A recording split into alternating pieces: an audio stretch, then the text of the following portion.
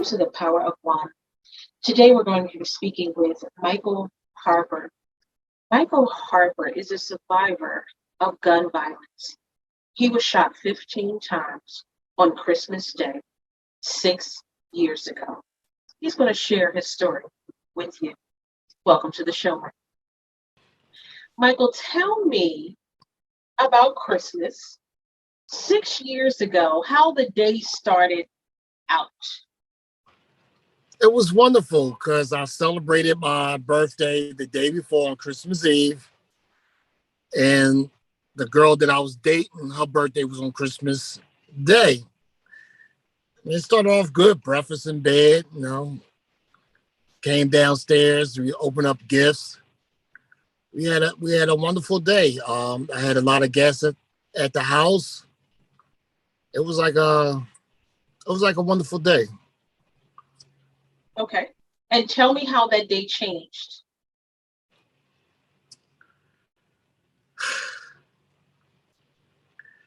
It changed a lot.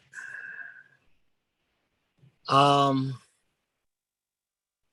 guy rolled up on his bike and he said, "Yo, OG." And I turned around and he started shooting.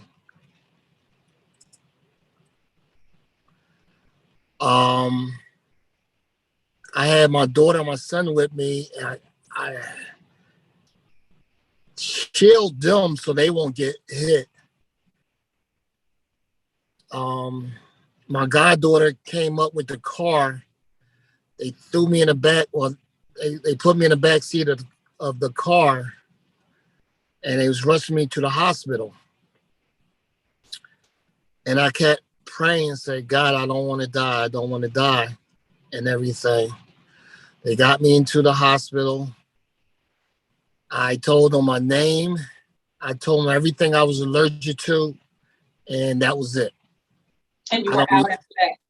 I was out after that. I don't remember until 2.5 months later is when I remember waking up. They put me they put me into a semi-coma and everything.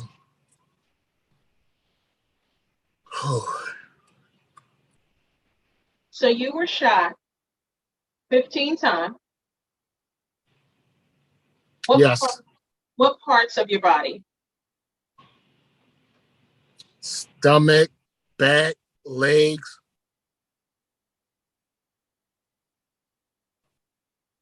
Nothing in my head. This is my stomach, my back, and my legs. Okay. So they placed you in a coma, you said, for about 2.5 months? Yes, that I remember. Okay. As I remember, yes. So when you came to, do you remember that point? It was Valentine's Day. When I remember waking up, it was Valentine's Day. My brother, my sister, my daughter was there. My ex-wife was there. That's what I remember. So, Mike, let's go back to that day when it was a young guy. Yes, he was on a bike. Yes. Okay, who rode up on a bike? Now, do you remember actually seeing the gun? Do you remember feeling anything? Walk us through that short window, because I'm sure it happened so quick. I didn't see the gun. I heard the gun. Okay. I felt warm stuff going into my body and me collapsing. I know my youngest daughter, Julia, was chasing him. As I was laying on the ground, I looked up and she had I think a pipe or a stick that she picked up. threw at him and everything, and ran back, and they threw me into the car, take me to the hospital. And you remember that ride? Yes. The reason why I remember the ride, because my daughter was jumping up and down, telling everybody to hurry up. But as she was jumping up and down, she was jumping up and down on me. And I kept I kept saying, Jill, you're jumping on me, you're jumping on me. They ran through a lot of red lights. They pulled up to the emergency room because where I lived at, where it happened at, I'm like 5 minutes away from Temple Hospital. I remember them. I remember the ER people pulling me out the car, asking, they didn't ask me. I told them, my name is Michael Harper. I'm allergic to seafood. And that was it. That's all I remember. Are you still suffering from side effects or not side effects? Are you still suffering from injuries because of the bullet? Yes. I have a fragment in my spine that they're not going to touch. I have a bullet on the right side of my hip and another bullet in my ribs on the right side. Weather like this, it really bothers me. I have a severe back problems. It takes me a lot to come out the house. I was diagnosed with PTSD. Yes. I went to a psychiatrist and they diagnosed me with that. And it's hard for me to come outside. It's getting better due to the fact I have a dog, a German Shepherd and King Corse mix. So he's kind of big. And I feel that's like my therapy. Mm. I feel a lot better going outside. But when I do go outside, I go like in the side of my house because it's a lot right there. And for him being around me, I feel comfortable. How long were you in the hospital altogether? About 4 months. I had to learn how to walk again and everything. Wow. Okay. Do you remember the doctors who worked on you at Temple? I was blessed by an angel. She was the head of surgery. Are you speaking about Dr. Amy Goldberg? Yes. Dr. Amy Goldberg is amazing. And for those of you who don't know Dr. Amy Goldberg, she is a small angel with a huge heart. But this doctor she is truly amazing. She has saved many lives at Temple University Hospital. Yes. And that was one of the days that she didn't take off. I'm glad she did. I know you're glad about that. I know you were glad about that. So did you think when you woke up on Valentine's Day, did you immediately reflect back to what happened? Did you go into a depression stage when you were actually in the hospital? Like, tell me about that time when you woke up. And at that time when you woke up, you couldn't really move, correct? Could not move, could not do anything. They had me strapped down because as stories was told to me, I was always trying to pull out my IVs and everything. So they had to strap me down. My daughter told me one time, I told her, as she said, I woke up, but I don't remember. She said, I told her to let me go. I'm tired. I'm tired. Can't fight no more. And she didn't. I'm glad she didn't. Yeah. Another story was told to me. It was from my brother Reg. He was there every single day. And he said, one night he was at the hospital because they let a couple of family members stay. So he said a nurse came in and spoke to him, adjusted a couple of things on the machine, and walked out. That morning, brother asked about the nurse that came in. They said, "We don't know what you're talking about, sir. That was an angel. Wow. That was an angel that came in." I had about 29 or maybe more surgeries when I was in the hospital. I had I have a half a liver, but liver is an organ that grows back, and I'm happy about that. I lost part of my large intestines, part of my small intestines. Do you remember the day that you left the hospital?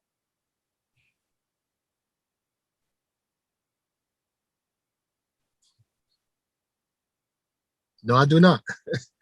Okay. I'll blame. But see, I mean, I think it's funny is when I lay in the bed and I like, Mike, listen to this. And I tap on the right side of my stomach. You could tell I have something there. On the left side of my stomach, it's hollow. It's like nothing. It's a different beat. We be laughing. Like, when I lay down with my shirt off, I say, Mike, look at this. The muscles on my stomach, it moves. It's like a worm. It looks like a worm is inside my stomach moving around. So before the shooting, tell me what your life was like. Oh, it Were was you perfect. It in was perfect. sports? What was your career? I was a I was a banquet chef downtown at Border Locust at Doubletree Hotel. I was working down there about 18 years before the incident happened.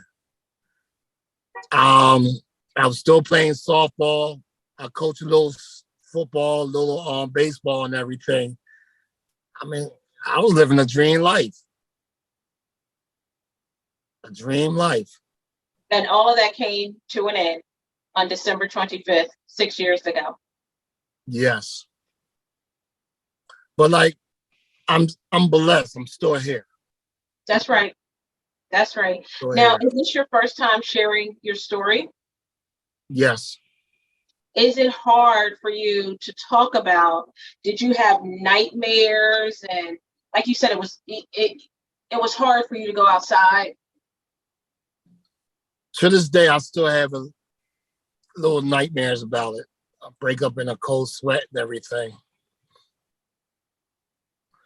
And top it off, before that even happened, August 5th, 2016, I had surgery on my prostate because I had prostate cancer. Oh, wow. I'm still going through that. 2016 was Not a good year. not a good year. Okay. But because of your angel, Dr. Amy Goldberg, Yes. 2017, 2018, 2019, 2020, 2021, and 2022 were good years, better years for you. Yes. And my daughter Julia, my youngest daughter Julia, she used to work at Temple. And I always talk to Dr. Goldberg on my birthday, the 24th. Really? Every year, yes. Okay. Do you have her number or does she call you?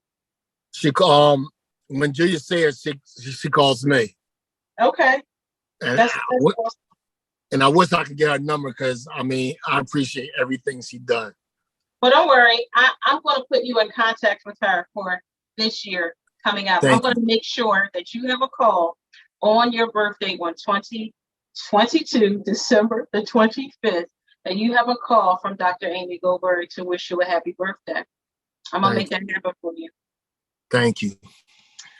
Mike, there are so many young people and adults, innocent bystanders who are affected by gun violence. How does that make you feel when you see the news and you see so many of our young people that are dying? You see older people who are affected by gun violence and are dying. How does that make you feel? I just wish that they could take a second, just a second, to think before they react. I mean, that's all it would take. It would take a second to change their mind, their thought process. Just take a second and think, is it worth it? Because it damaged a lot of families, a lot of family members. I mean, it hurts when a parent has to bury their child and it's supposed to be the other way around. True.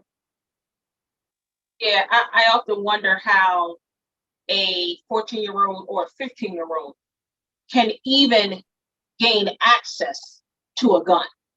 That boggles my mind. I mean, read about 7, 6-year-old kids coming to school with guns. Yeah. It's horrible. We're living in different times where when you and I were coming up, that we fought. And if you happened to lose, you lost. That was it. And you lived to see another day. But that's not how it happens today. It's people instigating. You know, oh, you let this guy, he beat you up, you know what I mean? And you get to a point there, it's like you're being bullied because you lost. And if you want to be with us, you got to do something. Yeah. And it shouldn't be like that. I agree.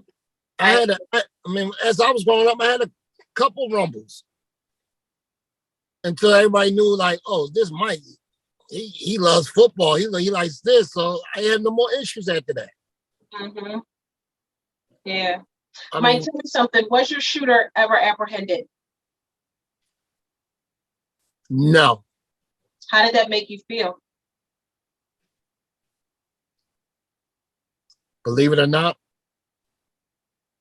laying in the hospital, when I came through, I prayed for him. I forgave him. Because it wasn't his fault. Somebody told him it wasn't his fault. Because I know he's not that type of person. Did you know him? No, that. Nope. Okay. Did you ever see him after the incident? Believe it or not, he could walk right past me. I still wouldn't recognize him. Well, I am grateful that you are still with us today.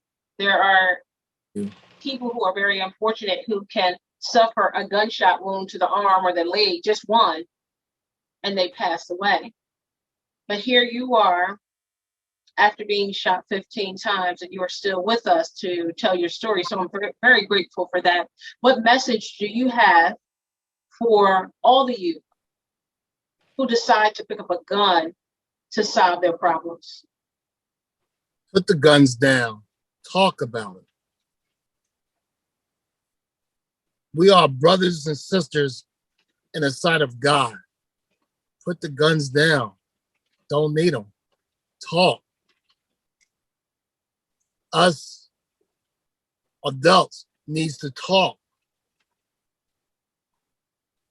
We need to participate in our kids' life more. Because we losing our kids through the streets. I mean, and you spoke about your children.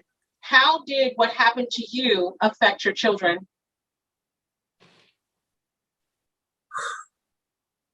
well, my youngest son, Michael,